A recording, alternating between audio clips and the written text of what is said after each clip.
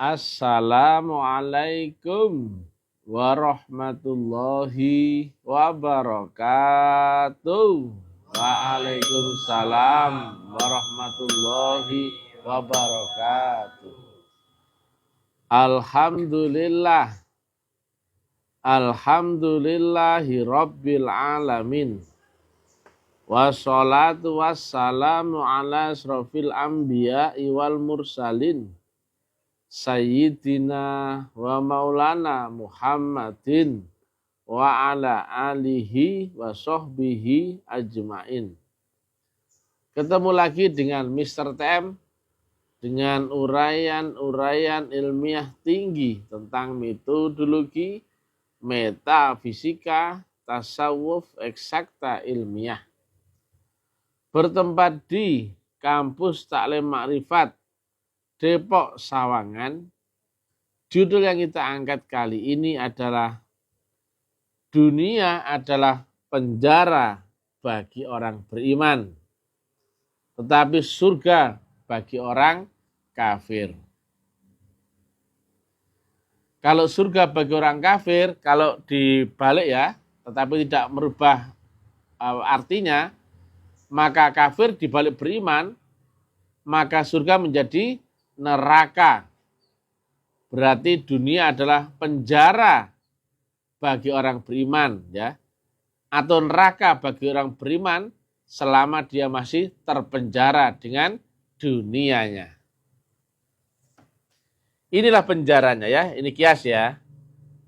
Cuman mau cari boneka kecil nggak ketemu ya, akhirnya dapatlah mobil-mobilan ya, off-road ya.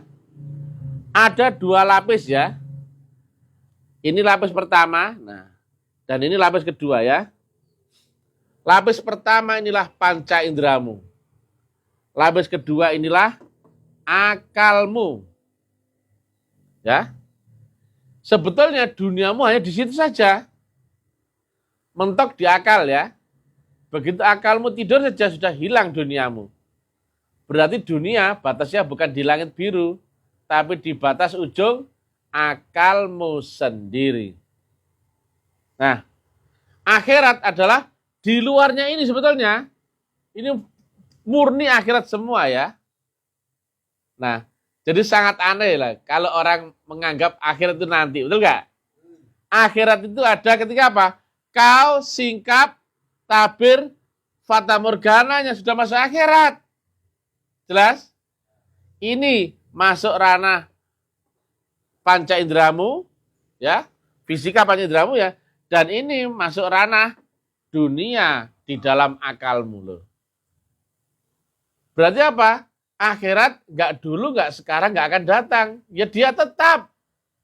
Tetapi yang kemudian diadakan adalah dunianya. Karena akalmu ada.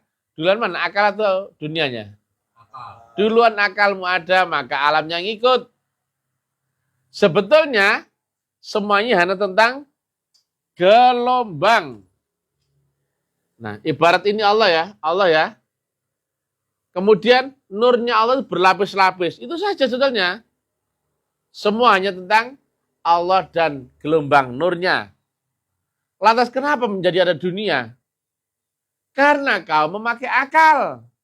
Karena kau diturunkan ke dunia, ditanamkan gelombang akal ya. Alat membaca gelombang namanya akal. Maka akal itu bisa membaca di gelombang Allah tertentu ya. Anggap aja antara 0 sampai 100%. Maka itulah dunia. Gelombang terbaca oleh pembaca gelombang maka menjadi virtual kenyataan. Sama seperti ultrasonik. Kan nggak terdengar manusia, itu nggak? Tapi ketika dibaca memakai alat khusus, maka gelombang ultrasonik pun bisa diukur. Berapa ketinggian gelombang bunyi itu. Demikian juga ultraviolet ya. Walaupun ultraviolet dan ultrasonik itu di luar jangkauan manusia untuk berinteraksi ya dengan panca inderanya, tetapi ada gelombangnya. Jadi ultrasonik itu gelombang tinggi ya, bunyi yang tinggi ya, yang tidak dijangkau oleh pendengaran manusia. Tapi ada nggak gelombangnya? Tapi nggak terjangkau maka nggak terdengar. Demikian juga infrasonik. Nah, contohnya yang bisa mendengarkan gelombang ultrasonik adalah kelelawar. Tapi yang bisa menjangkau gelombang infrasonik adalah jangkrik. Memang jangkrik. Bukan saya ini nyerapain kalian, tidak ya. Nah, itulah ya. Nah, gelombang yang terbaca oleh manusia tadi antara berapa desibel sampai berapa desibel ya. Kalau nggak salah sampai 2 kali 10 pangkat 8 lah itu. 20 sampai 2 kali 10 pangkat 8 lah itu. Kalau nggak salah ya. Itu kias ya. Itulah batas yang terdengar oleh manusia ya, gelombang bunyi ya. Demikian juga violet ya. Itu batas cahaya yang bisa terbaca oleh penglihatan manusia. Demikian itulah ada dimensi ya atau alam yang itu terbaca oleh akal manusia. Jadi ada batas limit bawah, ada batas limit atas. Nah, jika ini kau ya, yang di dalam kurungan ini kau ya. Jadi kau itu terpenjara oleh panca inderamu. Yang kedua adalah terpenjara oleh akalmu. Jelas? Jika kau mau menuju Allah, yang saya sebutkan tadi ya, Allah adalah ujung gelombang ya, yang tertinggi atau sumbernya gelombang. Maka kau harus keluar dari ini enggak? Harus keluar ya.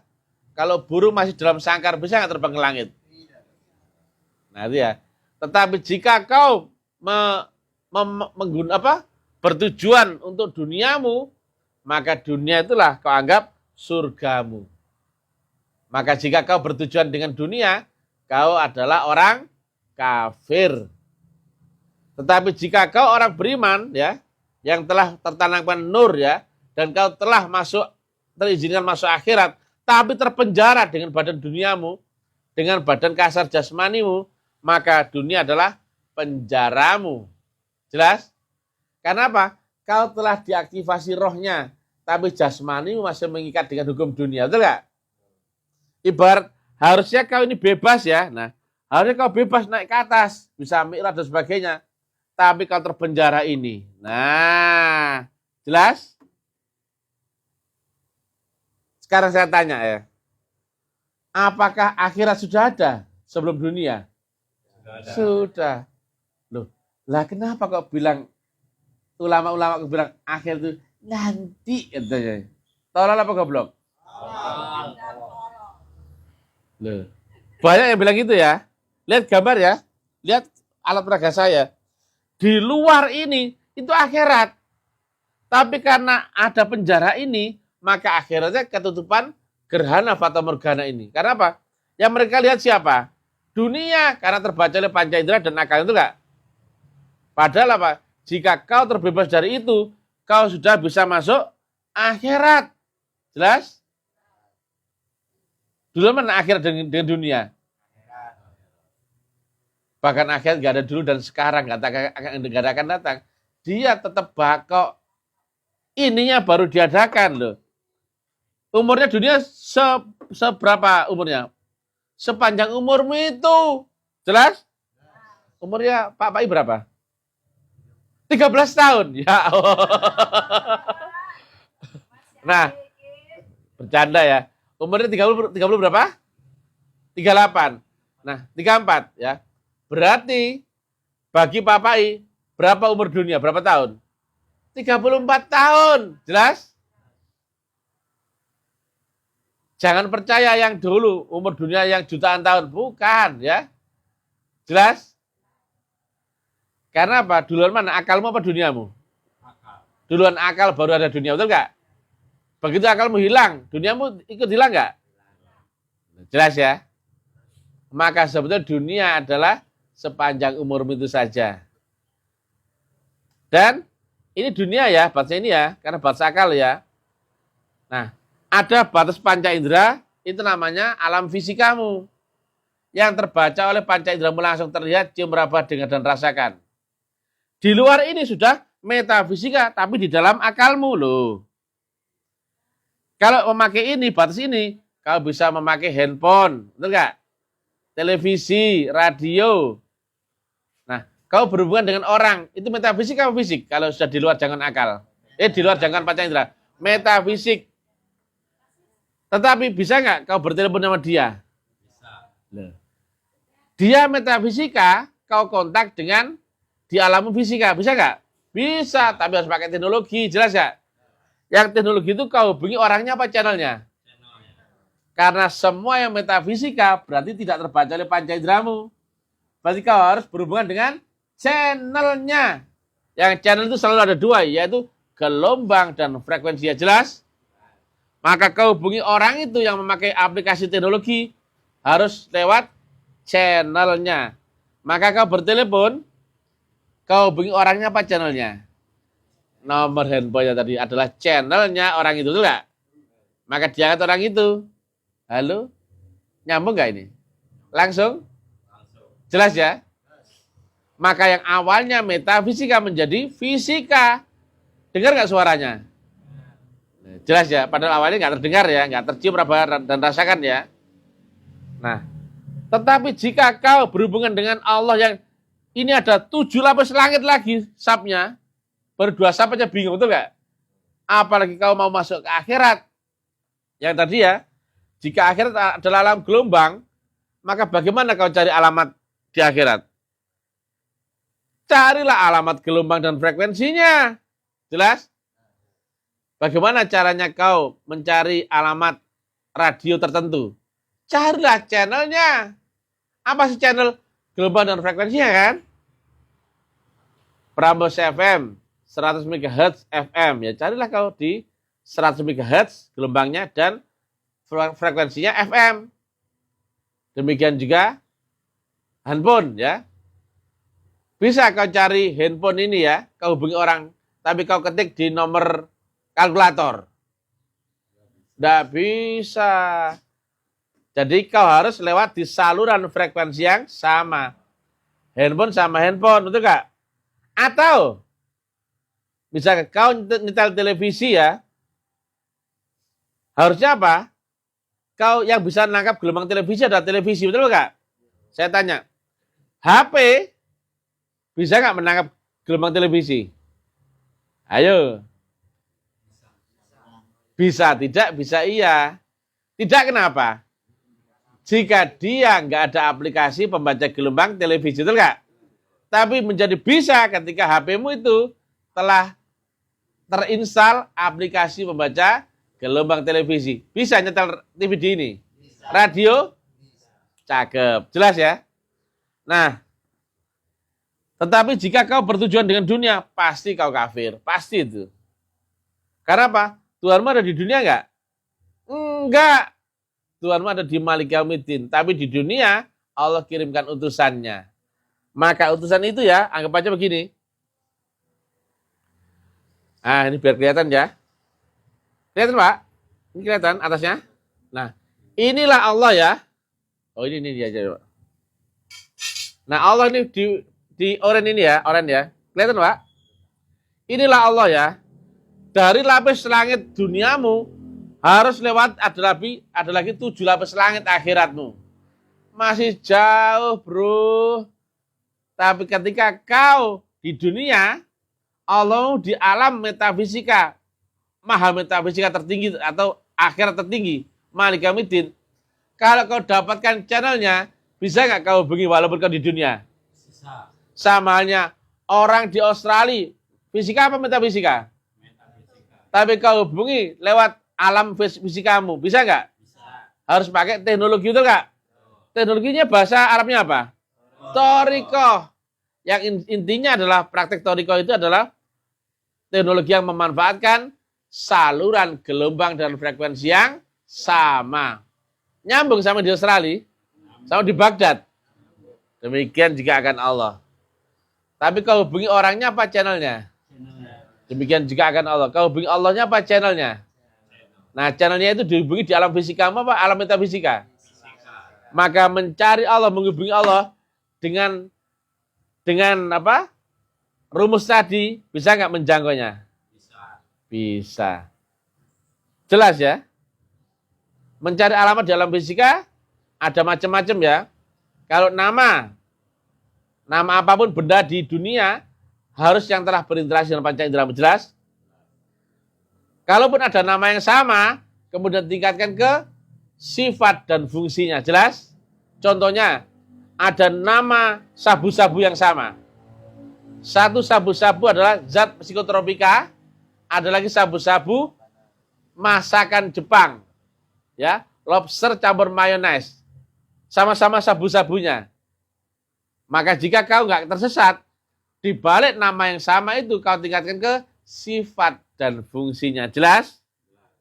Kalau kau tak mau tahu alamat tertentu di dunia, alamat ya, maka kau cari ordinatnya di dunia, betul nggak?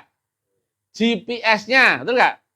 Yang terwakili nanti apa? RT, RW, dusun, kelurahan, jalan, dan nomor rumah, betul nggak? Nah, kalau kau mau mencari Allah, yang dia itu maha metafisika, bisa kau cari dengan memakai alamat dunia. Dicari dengan ilmu akal. Nggak bisa ya, kau harus cari dulu alamat channelnya. Tapi yang di dunia, jelas? Ah, bisa nggak kau mencari alamat channelnya tapi yang di akhirat dengan cara akalmu? Gak nyambung ya. Jadi kalau kau mencari Allah yang di maha akhirat, maha metafisika, dengan rumus metafisika juga, maka bisa tembus ke alam fisikamu. Karena metafisika kali metafisika sama dengan fisika. Kau cari Allah yang maha metafisika dengan rumus metafisika. Yaitu apa? Gelombang dan frekuensi yang mana? Barulah kau cari di alam fisikamu. Nyambung? Nah, demikian juga ya. Sholat, zikir, ibadah, dan semuanya saja harus bisa melewati ini dua-duanya ya.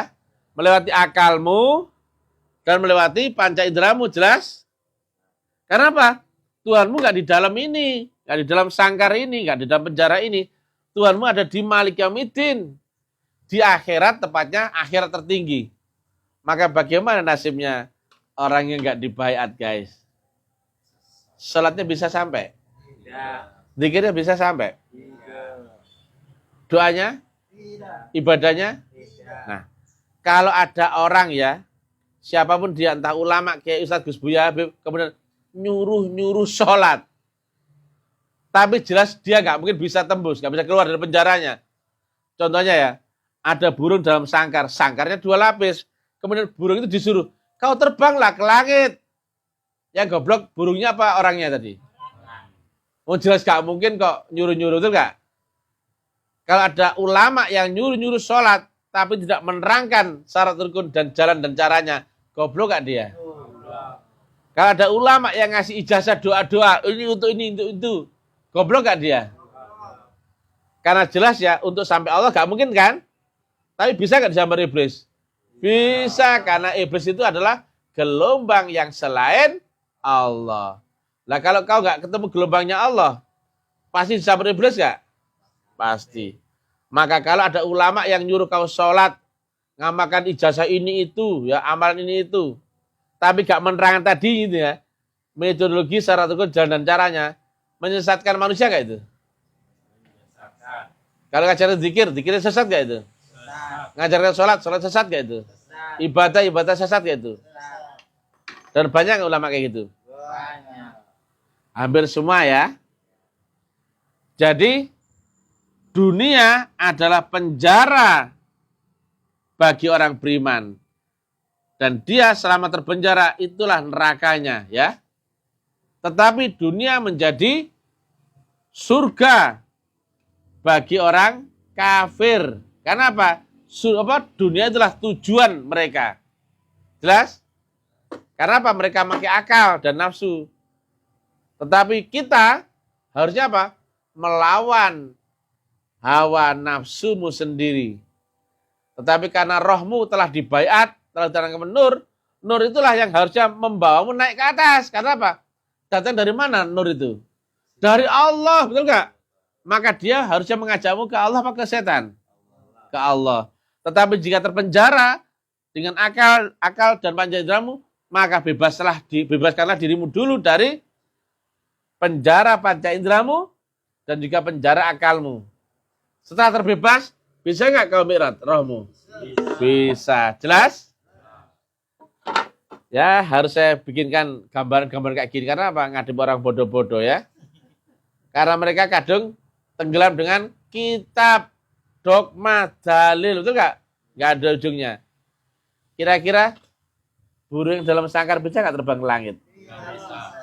Kira-kira bisa nggak kau nembak bulan dengan ketepel? Nggak bisa.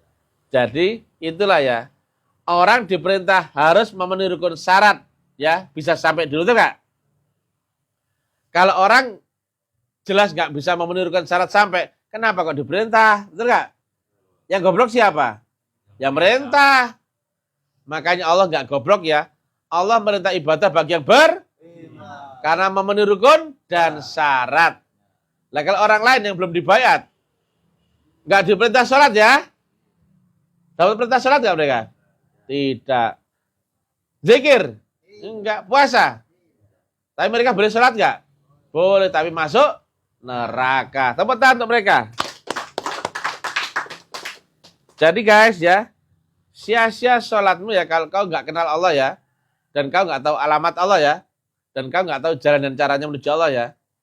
Yang diperintah Allah adalah bagi yang telah kenal Allah ya, tahu jalannya ya, tahu caranya ya, dan melewati syarat rukunnya. Jelas? Mana mungkin ya bapakmu nyuruh kau ya, yang umur kelas 1 SD, misalkan ya, untuk ini, misalkan kelas 1 SD, dan kau belum bisa naik motor, kau disuruh naik motor. Goblok yang nyuruh apa gimana? Ya nyuruh yang goblok, karena nggak bisa naik motor kau suruh, betul nggak? Jadi perintah itu menyesuaikan kemampuan, betul apa enggak? Kalau kau nggak mampu sampai alamat, ya nggak akan diperintah, betul nggak? Tapi kalau dihitung di luar permainan, ya langsung jalan singkat ya, langsung masuk neraka tol ya. Ya, neraka tol ya. Nah, tapi kalau orang yang sholat tapi nggak nyambung, itulah neraka wel ya. Jelas ya? Demikian ya. Jadi nggak usah sholat kalau belum kenal Allah ya. Nggak usah sholat kalau belum baiat. Buat apa sholat? Jelas nggak mungkin sampai. Ini loh ya, saya ulangi lagi ya. Kau di sini berapa menit, Pak? Oke ya. Kau di penjara gini, bisa nggak keluar kandangmu? Gak usah sholat, ya kan? Kamu belum bisa keluar dari panca indera dan akalmu, betul nggak? Tuhanmu di akhirat, kamu masuk akhirat nggak bisa. Itu Abdul Somad, kata dia akhirat kan nanti. Berarti dia sudah masuk akhirat nggak? Belum. Maka harusnya Abdul Somad nggak usah sholat, dong. Kamu nggak bisa masuk akhirat, ya? Tinggalkanlah sholat Abdul Somad. Kan sia-sia. Dia sendiri loh cerita akhirat itu nanti, betul nggak? Tolong ya, yang kenal Abdul Somad, sampaikan salam saya. Gak usah sholat. Belum kenal Allah, betul nggak? Allah di mana sih? Gak ngerti wae kok. Ya? Kau gak ngerti, gak kenal Allah, gak tahu jalan dan caranya, syarat rukunnya. Gak usah sholat dulu. Sholat boleh gak mereka? Boleh, tapi kan sia-sia. Sudah capek, bosen, jijik, ya betul loh. Dapat neraka, well. Mending gak sholat, betul gak? Bagi mereka loh, tapi kita sholat gak? Oh, sholat. Kita wajib sholat gak? Wajib. Kecuali Abdul Somad. Ya. Sampaikan ya salam ke Abdul Somad ya. Abdul Somad belum wajib sholat. Ya. Karena Abdul Somad gak bisa keluar dari batas dunia ini loh. Kan dia bilang, akhirat itu nanti, betul gak? Nah, kalau sholat gak bisa masuk akhirat, gimana? Ceritanya bisa sampai Allah di ujung akhirat. Dan juga ulama-ulama lain ya, yang belum baiat, yang belum kenal Allah, kalian gak usah sholat. Buat apa sholat? Loh, dapat apa gini-gini? Dapat apa coba? Walaupun bacanya, Bismillahirrahmanirrahim. Gak usah. Kayak apa? Betul gak? Kalau kau belum tahu alamat tujuan, ya, kau kemudian disuruh berangkat, kirimkan ini kepada Mr. X. Gak usah berangkat. Betul gak? Karena kau gak akan sampai. Betul gak? Sia-sia. Dapat capek doang. Kalau kau naik motor, ngabisin bensinmu. Gak usah dianterin. Gak tahu alamat. Betul gak? Makanya Abdul Somad, gak usah sholat. Sholat itu gak wajib buat kamu, betul gak? Wajibnya bagi yang beriman toh. Bukan buat Abdul Somad. Dia kan masih ayat nas. Ya bukan? Ya perintah sholat itu bagi ya ayyuhalladzina amanu bla bla bla bla. Bukan ya ayyuhan nas. Jadi alhamdulillah ya Abdul Somad yang cerita kesana kemari ternyata belum wajib sholat. Loh, sudah saya gini kan nggak nongol-nongol, aku heran aku. Sudah saya tunjuk-tunjuk gini nggak nongol-nongol, betul nggak? Gitu apa umatnya masih ngefans aja sama Abdul Somad, betul nggak? Aduh ya. Masa mereka diajak nggak usah sholat semua, betul nggak? Nggak usah sholat ya. Ya apa sholat itu? Jelas dah? Jelas. Betul nggak kalimat sufi ya, entah kalimat siapa ya? Tidak sah sholat seseorang kalau dia belum kenal Tuhannya, betul nggak? Nah, kenal Allah di mana? Kalau belum pernah ketemu, betul nggak? Sekarang ketemu Allah di mana coba? Oh, nggak kelenger kamu. Mudah-mudahan ulama-ulama yang lain mudah-mudahan sudah wajib sholat ya. Saya sebut nama ya. Berapa menit Pak? 26. Mudah-mudahan Habib Lutfi sudah wajib sholat ya. Amin. Buya Arazi mudah-mudahan sudah wajib sholat ya. Amin. Buya Sakur mudah-mudahan wajib sholat ya. Amin. Buya Yahya juga mudah-mudahan sudah wajib sholat. Amin. Abdul Adi Hidayat mudah-mudahan sudah wajib sholat. Amin. Gus Baha mudah-mudahan wajib sholat. Amin. Saiful Karim mudah-mudahan sudah wajib sholat. Amin. Mudah-mudahan mereka sudah kenal Allah loh ya. Nah kalau mereka belum kenal Allah, belum wajib sholat. Gak usah sholat gak apa-apa. Jangan masuk neraka aja, betul gak? Daripada kau capek-capek masuk neraka, betul gak? Mending kau di dunia bahagia dan nanti masuk neraka, betul kan? Masa di neraka kau dapatkan 2 kali, itu gak? Sudah gak enak setelah begini mulai subuh loh, pagi-pagi. Allahu Akbar. Adem, gak enak itu. Sampai Isya loh. 5 kali loh gituan. Tiap hari loh, gak blenger lah kamu. Menyembah sesuatu yang gak dikenal, tuh gak? Ya mudah-mudahan mereka benar-benar yang sudah beriman ya. Mudah-mudahan mereka sudah wajib sholat ya. Tapi kalau Abdul Somad jelas belum. Karena dia ngomong kan, akhirat itu kan nanti, itu gak? Nah Tuhannya ada di akhirat tertinggi. Sama seperti dia itu membayangkan minum air kelapa, tapi gak pernah dikupas. Betul gak? Khayalan Abdul Somad yang terlalu tinggi, betul gak? Tepuk tangan untuk Abdul Somad ya. Dalam hal ini, Abdul Somad adalah orang yang bodoh. Oh, belum bisa masuk akhirat kok sholat, betul gak? Jelas gak ini?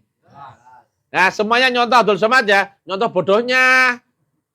Jangan nyontoh baiknya loh ya. Belajarlah dari kebodohan Abdul Somad. Saya sebut begini loh ya, vulgar loh ya. Kan dia bilang, akhir itu kan nanti. Itu kan. Ya, coba Abdul Somad ya, kalau kau bisa ngomong di manakah Allah yang wujud sekarang zaman ini dan di manakah Rasul zaman ini, nah bisa jadi kau akan berrezeki bisa sholat ya. Tapi kalau kau saya sebut-sebut dan gak bisa membantah, gak bisa klarifikasi, berarti kau memang bodoh, belum wajib sholat dan gak usah sholat. Assalamualaikum warahmatullahi wabarakatuh. Assalamualaikum Somad.